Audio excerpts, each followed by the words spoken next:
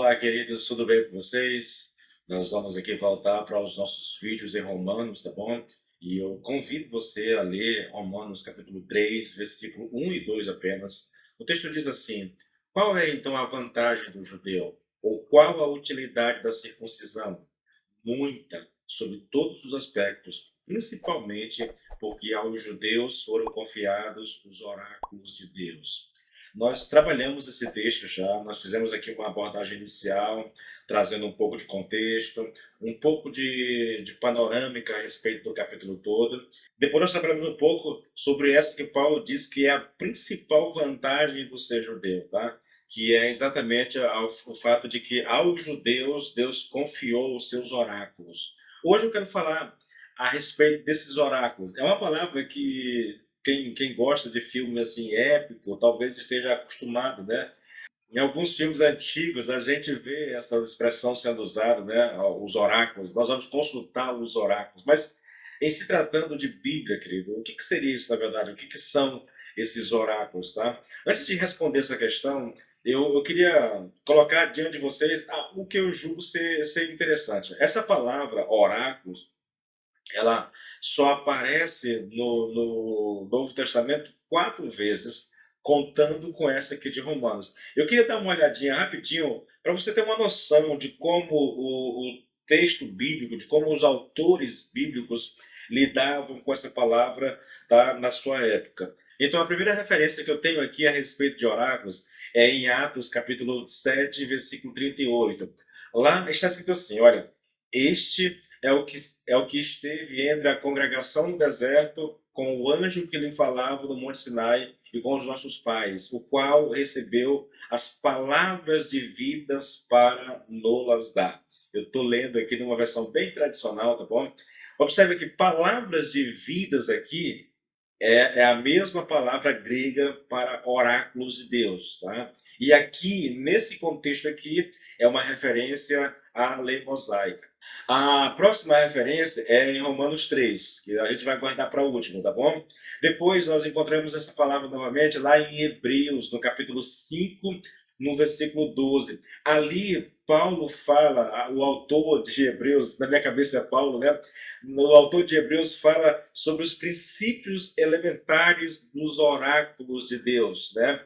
E aí, quando a gente pega esse mesmo texto numa outra tradução, o texto fala de as primeiras noções da palavra de Deus. Então, palavra de Deus e oráculos de Deus aqui é a mesma coisa, tá bom? Aqui o autor está demonstrando os cristãos hebreus, né? E ele diz assim: olha, não sei o que fazer com vocês. Tenho doutrina muito profunda para ministrar a vocês acerca do Senhor Jesus Cristo, como sumo sacerdote, segundo a ordem de Melquisedeque. Mas duvido que vocês possam receber. Pois quando já era tempo de seres mestres, necessitais de novo de que vos ensine quais são os princípios elementares dos oráculos de Deus, ou os princípios elementares da palavra de Deus. Então aqui é fácil perceber aqui, querido, que a palavra que nesse contexto é uma referência ao ensino do Novo Testamento, tá bom? Agora, a próxima referência está em 1 Pedro, capítulo 4, versículo 11. Aí eu vou ler só uma parte que nos interessa aqui, tá? Se alguém fala, fale de acordo com os oráculos de Deus. Se você pegar o mesmo texto, numa tradução diferente, mais contemporânea, está escrito assim: quem prega, pregue a palavra de Deus. Novamente aqui, oráculos de Deus significa palavra de Deus. Só que dentro desse contexto aqui, oráculo de Deus aqui é uma referência tanto à pregação do Velho como do Novo Testamento, tá? Aí, veja que coisa interessante.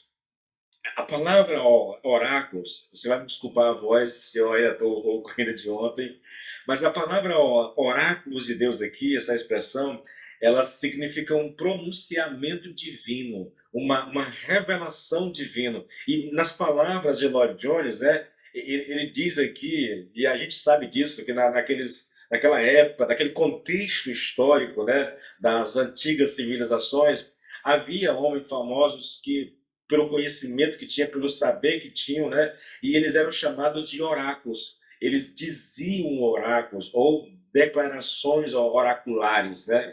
É o significado desse texto. Faziam pronunciamentos. E essa expressão foi assimilada pelas Escrituras e assim nós temos os oráculos de Deus. Então, essas declarações oraculares é uma referência aos oráculos de Deus, ao ato de Deus falar através do profeta ou falar ao profeta. Bom, é uma declaração divina, querido.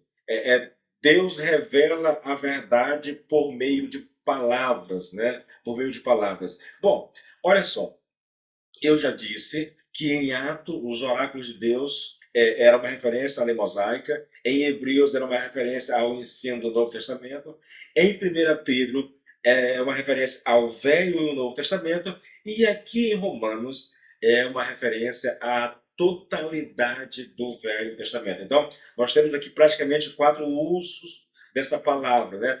É uma referência a revelação de Deus, as palavras de Deus dadas aos profetas ou aos apóstolos do Novo Testamento, entendeu? São palavras, são declarações oraculares. É Deus falando aos seus servos que escreveram a sua palavra e é o que nós temos hoje. Então, no contexto do Novo Testamento, lá em Atos, é uma referência à lei mosaica, em Hebreus é uma referência ao ensino do Novo Testamento, e em 1 Pedro é uma referência ao Velho e Novo. E no texto que nós estamos estudando de maneira específica, é uma referência à totalidade do Velho Testamento. Então nós temos aqui, querido, diante de nós aqui, essa expressão que se refere às palavras de Deus, dada aos profetas e aos apóstolos, para que fossem escritas e transmitidas às gerações posteriores. Nós temos acesso a esses oráculos, a Bíblia, que eu tenho aqui no meu tablet, tá bom?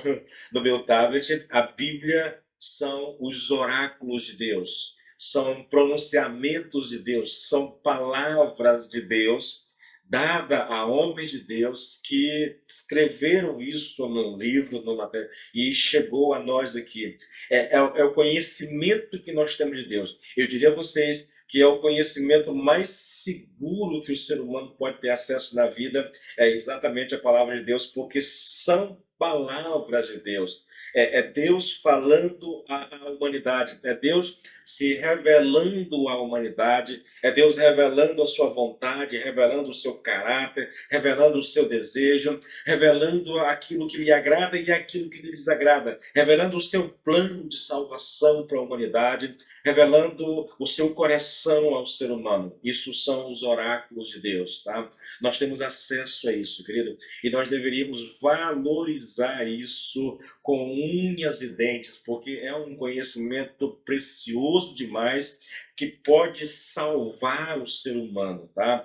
O ser humano é um ser imortal, ele tem uma alma imortal, essa alma não morre ou não morrerá jamais, ela partirá dessa vida para a eternidade, e quando ela partir dessa vida para a eternidade, ela vai para um de dois lugares, ou ela vai para o céu, ou ela vai para o inferno. E toda a instrução que nós temos nas Escrituras, todos os oráculos de Deus a nós, é nos apontando o caminho do céu, é nos ensinando o caminho do céu. Quando o homem resolve seguir a palavra de Deus, quando o homem resolve se submeter à palavra de Deus, então ele está fazendo uma escolha, ele está escolhendo o caminho do céu, ele está escolhendo crer naquilo que Deus disse ser a verdade, ele está escolhendo crer na palavra de Deus, na revelação que Deus dá de si mesmo e na revelação que Deus dá do próprio Cristo, de como Cristo nos salva por meio do seu sacrifício na cruz. Então, quando nós colocamos a nossa confiança nessa palavra, nesses oráculos, nós encontramos salvação. É por isso que Paulo diz: eu não me envergonho do Evangelho, porque o Evangelho é o poder de Deus para a salvação daquele que crê. Tá bom, queridos? Deus abençoe vocês e até a próxima.